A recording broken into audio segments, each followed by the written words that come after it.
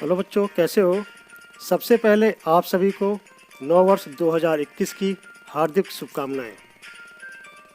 बच्चों, सीबीएसई ने एक भारत श्रेष्ठ भारत के तहत आर्ट इंटीग्रेटेड लर्निंग कला समेकित अधिगम के अंतर्गत आर्ट इंटीग्रेटेड प्रोजेक्ट सभी बच्चों को सभी विषयों में बनाने के लिए दिया था। मैथ में भी ये प्रोजेक्ट बनाना है। बच्चों, प्रोजेक्ट के लिए आप किसी भी प्रकार का पेज ले सकते हो। आप चाहो तो सिंपल पेज ले लो इस तरह का। इसमें आपको इस तरफ लिखना है और इधर की साइड में आपको फ़ोटो वगैरह पेस्ट करनी है। अगर आप सिंपल सादा पेज लेते हो तो इसमें कुछ ड्राइंग वगैरह ज़रूर कर देना जिससे कि सुंदर लगे। कलर पेज भी ले सकते हो, किसी भी कलर का। आपको इस तरफ लिखना है और इस तरफ यहाँ पर फ़ोटो वगैरह ग्राफ वगैरह आपको पेस्ट करना है।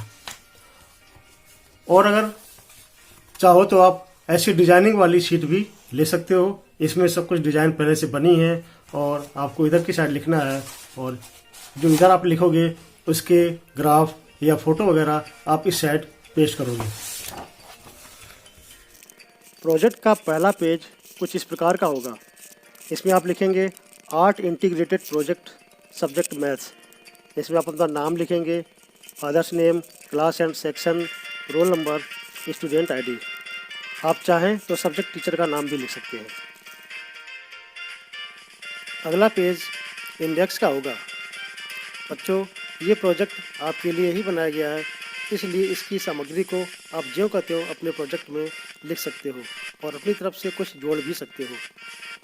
इसमें आपको लिखना है प्रस्तावना, इतिहास, भौगोलिक स्थिति, त्यौहार एवं कृषि, सिक्किम में शिक्षा, सिक्किम एक नज़र में, पॉपुलेशन बार ग्राफ, साक्षरता दर बहुभुज और निष्कर्ष।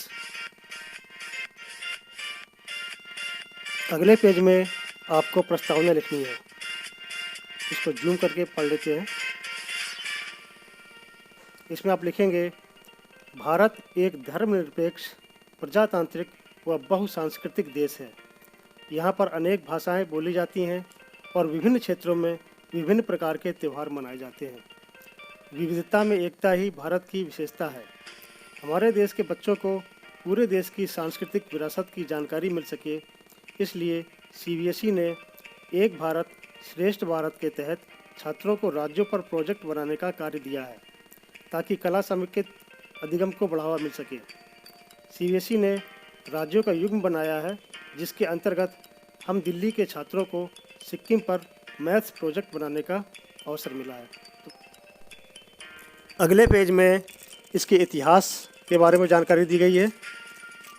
सिक्किम का प्रारंभिक इतिहास 13वीं शताब्दी से आरंभ होता है, जब लेप्चा प्रमुख थेकोंग थेक और तिब्बत के राजकुमार खे भूमसा के बीच उत्तरी सिक्किम में एक समझौते पर हस्ताक्षर हुए। इसके बाद सन 1641 में तिब्बत के सम्मानित लामा संतों ने पश्चिमी सिक्किम के युक्साम प्रांत की ऐतिहासिक यात्रा की और इनके सहयोग से खे भूमसा के छठे वंशज फुत्सोंग नामग्याल राजवंश का उदय हुआ। 6 अप्रैल 1975 को सिक्किम रियासत को भारत में मिला लिया गया। जनमत संग्रह में 97.5% लोगों ने भारत संघ में विलय की सहमति दी। लोकतांत्रिक प्रक्रिया से गुजरते हुए 15 मई 1975 को सिक्किम भारत का 22वां राज्य बना। तो बच्चों, ये इतिहास है, आप इसे लिख सकते हो और इसमें और भी कुछ जोड़ सकते हो। अगले पेज में हम भौगोलिक स्थिति का वर्णन करेंगे। इसमें आप लिखेंगे सिक्किम हिमालय की आंतरिक पर्वत श्रृंखला का एक हिस्सा है और यह भारत के सबसे छोटे राज्यों में से एक है। यह देश के पूर्वोत्तर भाग में स्थित है।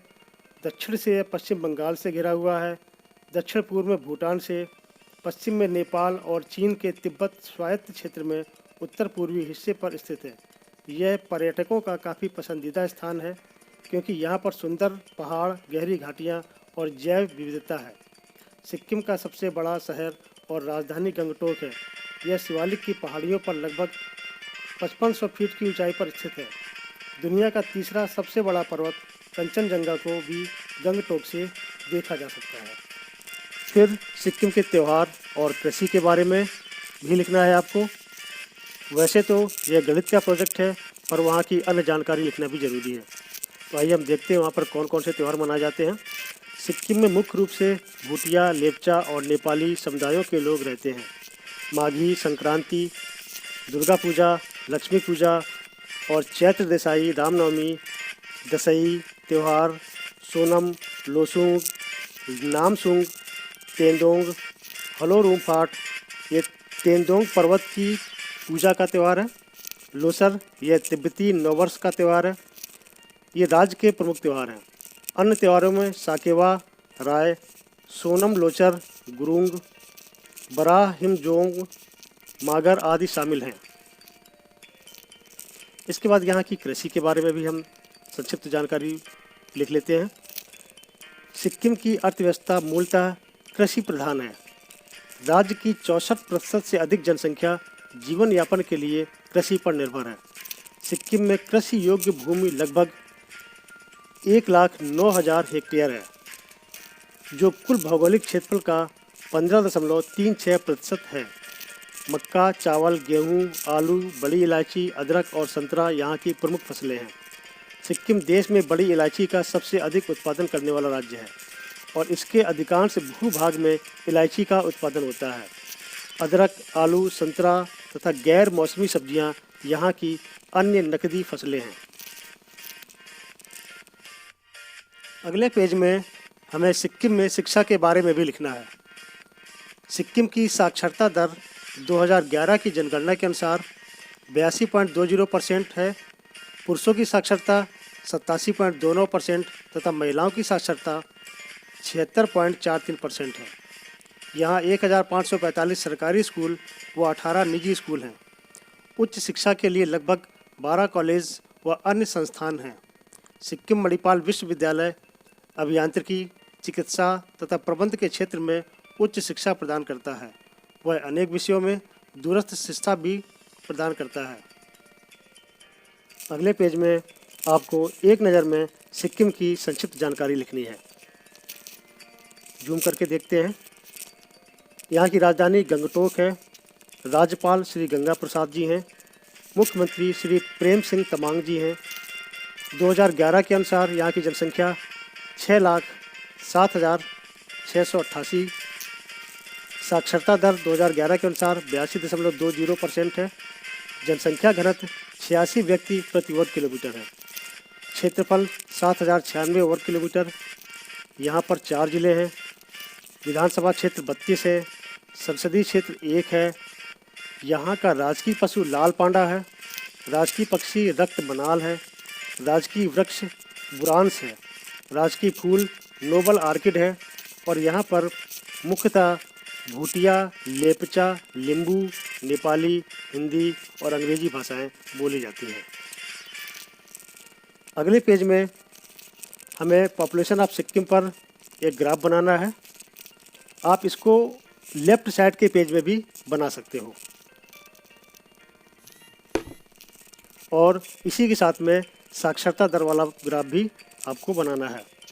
ये ग्राफ आप इसका स्क्रीनशॉट लेकर प्रिंट आउट भी निकाल सकते हो या अपने हाथ से भी बना सकते हो। अंत में आपको निष्कर्ष लिखना है कि सिक्किम में सभी समुदायों के लोग आपसी सद्भाव से रहते हैं। सिक्किम में भिन्न भिन्न मतों से जुड़े लोग हैं और शायद यह भारतीय संघ में सांप्रदायिक सद्भाव और मानवीय संबंधों को बढ़ावा देने वाला सर्वाधिक शांति वाला राज्य है, जिसकी भारत जैसे बहुसामाजिक व्यवस्था वाले देश में नितांत आवश्यकता भी है। तो बच्चों, इस प्रकार से आपको अपना प्रोजेक्ट तैयार करना है। इसमें आप कहीं पर भी अपनी तरफ से कुछ भी जोड़ सकते हो और कोई भी पिक्चर आप प्रिंट आउट लेकर इसमें लगा सकते हो और इसमें सजावट भी कर सकते हो। अगर आपने हमारे चैनल को अभी तक सब्सक्राइब नहीं किया है तो सब्सक्राइब ज़रूर कर दें और इस वीडियो को अधिक से अधिक बच्चों को शेयर करें ताकि वे बच्चे भी इसका लाभ उठाकर अपने प्रोजेक्ट को बना सकें।